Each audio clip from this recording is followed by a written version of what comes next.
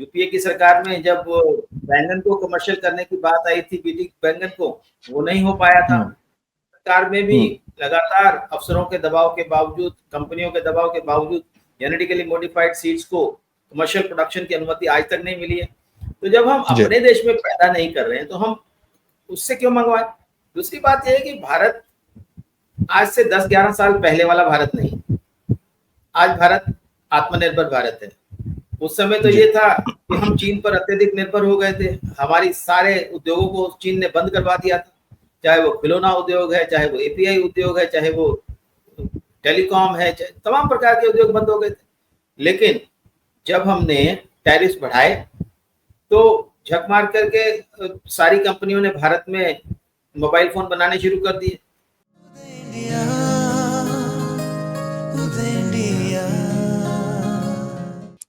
नमस्कार, उदय India digital में स्वागत है आपका। मैं हूं अंशुम आनंद।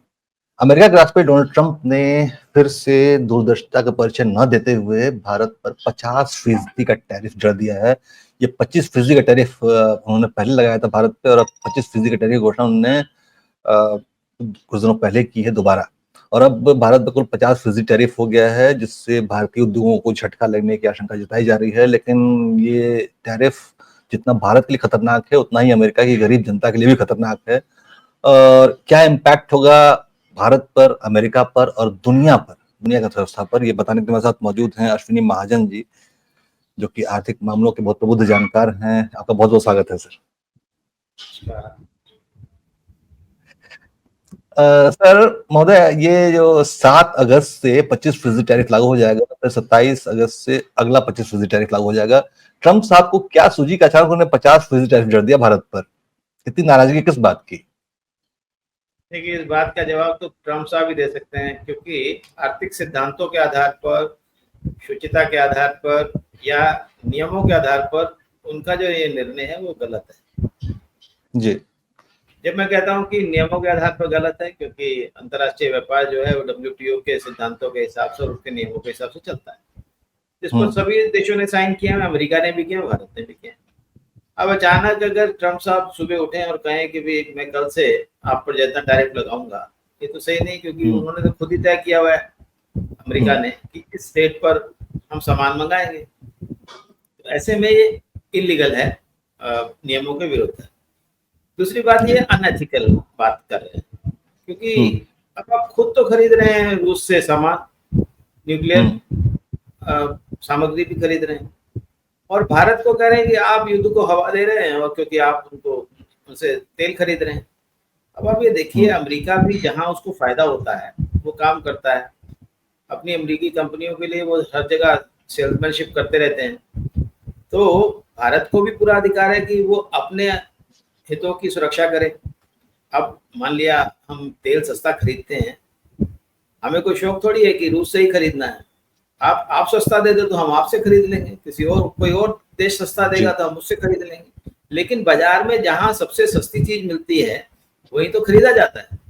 और रूस के ऊपर कोई यूएन ने सैंक्शंस तो लगा नहीं रखी है।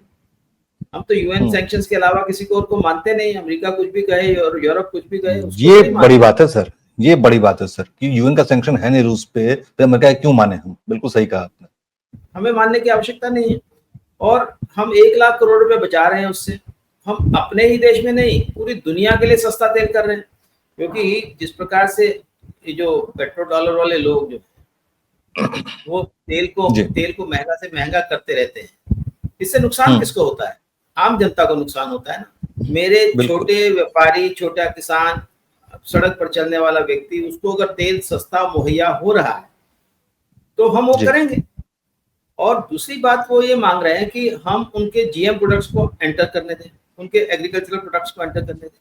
पहली बात ये है कि अमेरिका अपने किसानों को सब्सिडी देना बंद कर दे, हम उनसे सामान खरीदना शुरू कर देंगे, लेकिन जीएम तब भी नहीं खरीदेंगे। उनको जीएम जेनेटिकली मॉडिफाइड जो प्रोडक्ट है वो तो अमेरिकन खुद नहीं खाते हैं, इस वजह से अमेरिका शायद उसको भारत और दूसरे देश में भेजना चाहता है। खाना नहीं है, क्योंकि मेरे देश की जनता तो बहुत अलग है।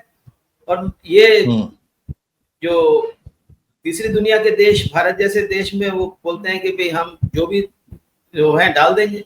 ऐसा संभव नहीं है। आज भारत भी जाग गया है। भारत में इतने लंबे समय से जीएम के विरोध में आंदोलन चल रहा है, कोई भी सरकार उसको कमर्शियल अभी तक अलाउ नहीं कर पाई। यूपीए की सरकार में जब बैंगन को कमर्शियल करने की बात आई थी, बीटी बैंगन को, वो नहीं हो पाया था। सरकार में भी लगातार अफसरों के दबाव के बावजूद, कंपनियों के दबाव के बावजूद जेनेटिकली मॉडिफाइड सीड्स को कमर्शियल प्रोडक्शन की अनुमति आज तक नहीं मिली है। तो जब हम अपने देश में पैदा नहीं कर रहे हैं तो हम उससे क्यों मंगवाएं? दूसरा ये है कि डेयरी है, हमारे 10 करोड़ किसान हैं, उनके ऊपर 50 करोड़ लोग निर्भर करते हैं। ऐसे में डेयरी को हम कैसे उसका त्याग कर दें, कैसे उसकी बलि दे दें? तो संभव नहीं है। और सबसे बड़ी बात है, ये बात भावनाओं से जुड़ी हुई है, क्योंकि अमेरिका का जो दूध के उत्पाद हैं वो ये सर्टिफाई करने के लिए तैयार नहीं कि ये वेजिटेरियन है, वो नॉन वेज है, क्योंकि वो अपनी गायों को नॉन वेज खिलाते हैं। तो हमारे यहाँ तो दूध भगवान को चढ़ता है, ऐसे हम नॉन वेज कैसे ले लेंगे? और बिल्कुल इसी प्रकार से वो आईपीआर में बदलाव चाहते हैं, वो फ्री फ्लो ऑफ डाटा चाहते हैं, ऐसी तमाम चीजें वो जो चाह रहे हैं वो भारत दे नहीं सकता है। भारत को अपने हितों की सुरक्षा करनी है, अपने किसान के हित की सुरक्षा करनी है। आज प्रधानमंत्री ने भी कहा मछुआरों के हितों की सुरक्षा करनी है, हमने अपने देश को सुरक्षा करनी है। और साथ ही साथ वो रूस से कह रहे हैं कि आप कोई हथियार ना खरीदो, तो हम क्यों ना खरीदे रूस से हथियार? अगर रूस हमें अपनी टेक्नोलॉजी दे रहा है, हमने ब्रह्मोस डेवलप कर लिया और पूरी दुनिया को दिखा दिया कि ब्रह्मोस है, आकाश है, एयर डिफेंस सिस्टम है, एंटी ड्रोन सिस्टम है, वो हमारा है। और देखिए वो 2 साल से हवा दे रहे हैं इसको, रूस यूक्रेन इंजन के लिए, यूक्रेन को खूब पैसा दे रहे हैं, उनको साजो सामान दे रहे हैं, और वहां उनको विश्व शांति को कोई खतरा दिखाई नहीं देता। रूस तो आणविक शक्ति है नहीं ना तो वो भी तो परमाणु शक्ति है, तो उससे उनको विश्व के शांति को कोई खतरा दिखाई नहीं देता। भारत की 4 दिन की लड़ाई में उनको विश्व शांति को खतरा दिखाई देने लग गया। देखिए भारत एक उभरती हुई अर्थव्यवस्था है, भारत एक महान देश है, और इस प्रकार की धमकियों से डरने वाले भारत के लोग नहीं हैं। भारत सरकार को अडिग रहना चाहिए, ये हमारी मांग। जी आपने सही कहा, भारत सरकार को अडिग रहना चाहिए, और भारत सरकार ने अभी तक यही रुख दिखाया है। पीएम मोदी ने आज साफ तौर पे बयान दिया है कि किसानों के हित में हम अमेरिका से क्या झुकेंगे नहीं और कोई समझौता नहीं करेंगे। जी उनका स्वागत करते हैं। जी लेकिन महोदय ये देखा जा रहा है कि मैं यहाँ पर एक बात और कहना चाहूंगा अंशुमन, कि देखिए हम एक लम्हे में गलती करते हैं ना, तो हमारी कई पुश्तें उनको उसके खामियाजा भुगतती हैं। जी वो शेर है ना कि लम्हों ने खता की सदियों ने सजा पाई। जी तो मैं वही कहना चाह रहा हूं कि उस समय हमारे जो कंधार में जाकर के हमारा जो उन्होंने हाईजैक कर लिया था IC-814, जी, तो उस समय जो जिनके परिजन उसमें थे उन्होंने दबाव बनाया, और भारत सरकार एक मानवता के आधार पर उसको मान गई, और हमने उस समय खूंखार आतंकवादियों को छोड़ दिया। उसका कितना खामियाजा भुगतना पड़ा, हजारों लोगों को अपनी जान से हाथ धोना पड़ा उसके बाद उनके कारण। मेरा ये कहना है यह इस प्रकार की स्थितियां जब आती हैं तो वो एक परीक्षा की घड़ी होती है, और इस परीक्षा की घड़ी को हम जरूर अच्छे अंकों में पास होकर के निकलेंगे, ऐसा मुझे विश्वास है। महोदय लेकिन ये बात देखी गई थी कि भारत ने स्थितियों को संभालने की बहुत कोशिश की थी, क्योंकि आंकड़े बता रहे हैं कि जनवरी से लेकर जून तक भारत ने जो अमेरिका से तेल इंपोर्ट किया है वो कई गुना बढ़ गया है। तो भारत ने तो कोशिश की थी कि व्यापार घाटा जो है उसको तेल के जरिए बैलेंस किया जाए, लेकिन फिर भी ट्रंप साहब ने 50% टैरिफ जड़ दिया। आखिर इसकी मतलब क्या वजह रही इसकी? भारत ने तो कोशिश की थी बैलेंस करने की उसको। ट्रंप साहब जो आंकड़ों को देखते नहीं है, वहीं पर किसी ने अमेरिका में ट्रंप साहब से किसी ने प्रश्न किया कि भाई आप ऐसा कह रहे हैं, लेकिन आप खुद तो रूस से इतना सामान खरीद रहे हैं, या कुछ और बातें उन्होंने कही। उन्होंने कहा नहीं ये तो मुझे मालूम नहीं है, यानी वो खुद आंकड़े नहीं देखते। तो ये बड़ी दुर्भाग्यपूर्ण स्थिति है कि भारत की पहल के बावजूद, भारत द्वारा लगातार बातचीत के बावजूद उन्होंने इस प्रकार के प्यूनिटिव टैरिफ्स का रास्ता चुना है। ये दुर्भाग्यपूर्ण है। मुझे लगता है कि जब देश की जनता, देश की सरकार, देश के बुद्धिजीवी इस बात के लिए आगे आएंगे, और मैंने देखा है चाहे वो अपोजिशन है, चाहे वो सरकार है, चाहे बुद्धिजीवी हैं, चाहे वो अर्थशास्त्री हैं, ऐसे कई एक्सपर्ट से मेरी बातचीत होती है, सभी का ये मानना है कि किसी भी प्रकार के दबाव में नहीं आना चाहिए। जी महोदय, बिल्कुल सही कहा आपने। अच्छा, वैसे देखा जाए तो शायद मोदी साहब ने भी, प्रधानमंत्री जी ने भी शायद तैयारी करनी शुरू कर दी है। वो अगले महीने चीन की यात्रा पर जा रहे हैं, इस महीने पुतिन साहब भारत पहुंच रहे हैं। तो और हाल में ब्राजील के राष्ट्रपति लुला ने बयान दिया है कि मैं ट्रम्प से क्यों बात करूंगा, मुझे बात करनी होगी तो मैं जिनपिंग से या मोदी से बात करूंगा। तो इसको देख के लगता है कि जो वर्ल्ड ऑर्डर है वो एक नई दिशा में बढ़ रहा है। क्या लगता है आपको? देखिए, भारत को नए साझेदार तो खोजने ही चाहिए, पहले भी खोजते रहे हैं, अभी और ज्यादा तेजी से खोजेंगे। दूसरी बात यह है कि भारत आज से 10-11 साल पहले वाला भारत नहीं, आज भारत आत्मनिर्भर भारत है। उस समय तो ये था कि हम चीन पर अत्यधिक निर्भर हो गए थे, हमारी सारे उद्योगों को चीन ने बंद करवा दिया था, चाहे वो खिलौना उद्योग है, चाहे वो एपीआई उद्योग है, चाहे वो टेलीकॉम है, चाहे तमाम प्रकार के उद्योग बंद हो गए थे। लेकिन जब हमने टैरिफ बढ़ाए तो झक मार करके सारी कंपनियों ने भारत में मोबाइल फोन बनाने शुरू कर दिए। उसके बाद आईफोन बनना शुरू हुआ, पूरे अमेरिका को भारत के आईफोन भेजे जाते हैं। यानी भारत जो है प्रतिरक्षा के क्षेत्र में, एपीआई के क्षेत्र में, इलेक्ट्रॉनिक के क्षेत्र में, टेलीकॉम के क्षेत्र में, केमिकल के क्षेत्र में, हर क्षेत्र में आत्मनिर्भरता की तरफ आगे बढ़ रहा है।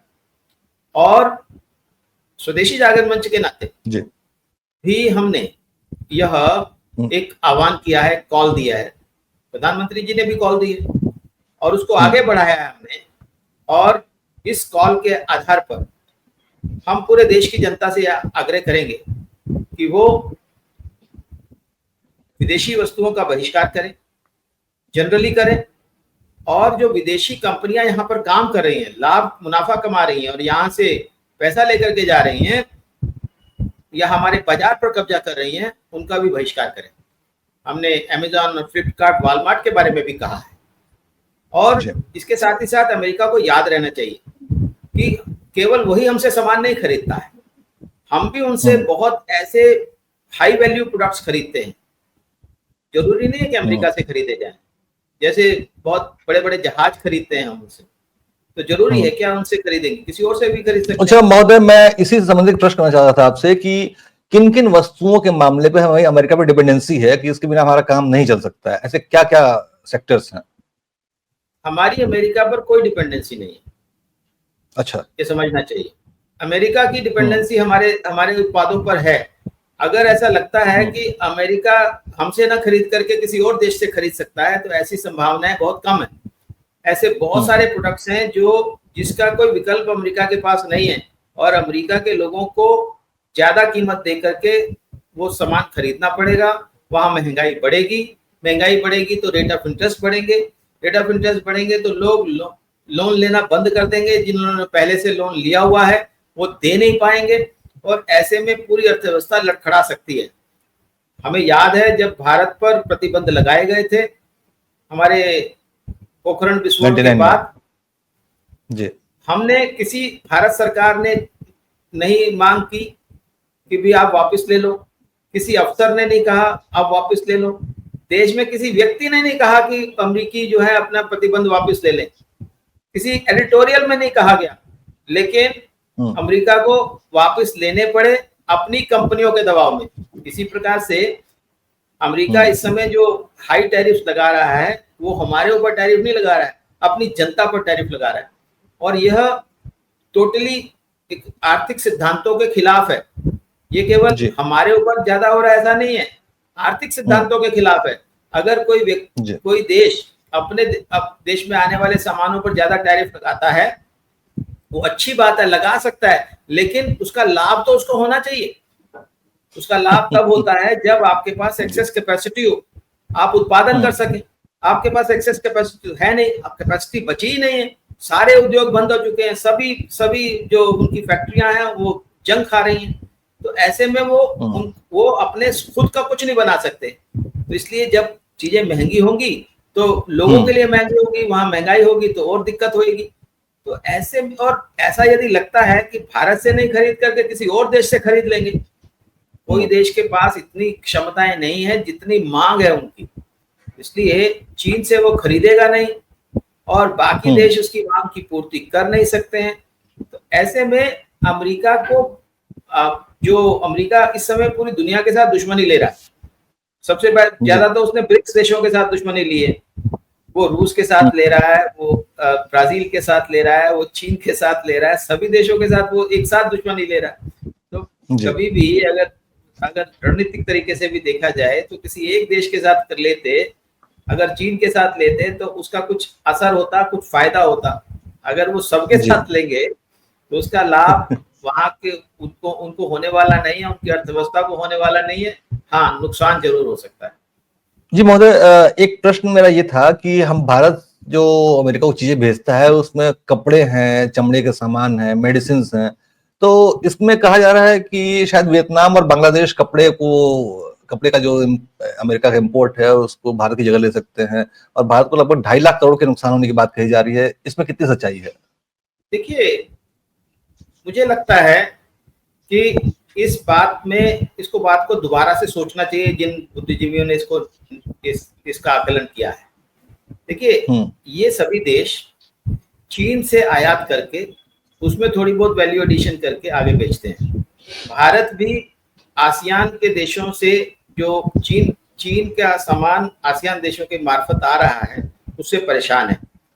उसका हम इसलिए नहीं रोक पाते हैं क्योंकि हमारा जो रूल ऑफ ओरिजिन है वो बहुत सख्त नहीं है, लैक्स है। लेकिन अमेरिका का ऐसा नहीं है। अमेरिका का रूल ऑफ ओरिजिन बहुत ही स्ट्रांग है, लैक्स नहीं है। और ऐसे में अगर वो लोग ये सोच रहे हैं कि चीन का सामान थोड़ा बहुत वैल्यू एडिशन करके वो अमेरिका में बेच लेंगे, अमेरिका उसको खरीदने वाला नहीं है। तो इसलिए इस बात का ध्यान रखना होगा कि वो देश अपने बलबूते पर कितना बना सकते हैं।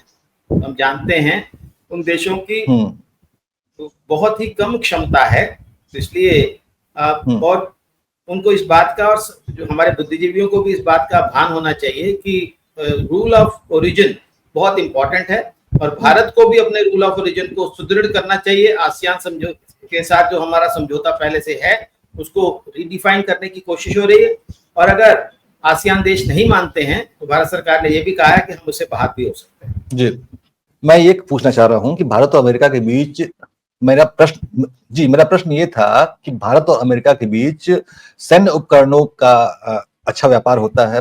लेकिन भारत ने आज ही घोषणा की है कि वो बोइंग कंपनी के जो सर्विलांस प्लेन खरीदने वाला था, 10 प्लेन खरीदने की बात थी, उसको उसने कैंसिल कर दिया है, जो कि 41,000 करोड़ रुपए की डील थी। तो क्या इस परिप्रेक्ष्य को देखते हुए जो जनरल इलेक्ट्रिक इंजन आने वाले हैं हमारे तेज विमानों के लिए, क्या उस डील पर असर पड़ सकता है? देखिए, सारे ऑप्शंस ओपन है। यह लोग कह रहे हैं कि भारत सरकार जो है रिटेलिएट क्यों नहीं कर रही। आवश्यकता नहीं है रिटेलिएट करने की। हमें अपने निर्णयों पर पुनर्विचार करने की जरूरत है। यदि ऐसा चलता है, अगर वो अपने निर्णयों पर पुनर्विचार कर सकते हैं, अगर उन्होंने जिन चीजों पर हस्ताक्षर कर रखे हैं उसके बावजूद भी इलीगल तरीके से वो हमारे टैरिफ बढ़ा सकते हैं, तो भारत सरकार के लिए भी सारे ऑप्शंस ओपन है। ये केवल इतना ही नहीं है, और भी बहुत सारी चीजें हैं। विदेशी कंपनियां, खासतौर पर अमेरिकी कंपनियां भारत से कितना रॉयल्टी लेकर के जाती हैं, मेरे हिसाब से कुल रॉयल्टी आउटगो जो है वो $25 बिलियन से ज्यादा हो चुका है। तो ऐसे में हम क्यों इनको टेक कंपनियां और ये जो टेक कंपनीज हैं, चाहे वो गूगल है, चाहे वो मेटा है, जितनी भी कंपनियां हैं, यहाँ से बहुत बड़ी मात्रा में रेवेन्यू लेकर के जा रही हैं।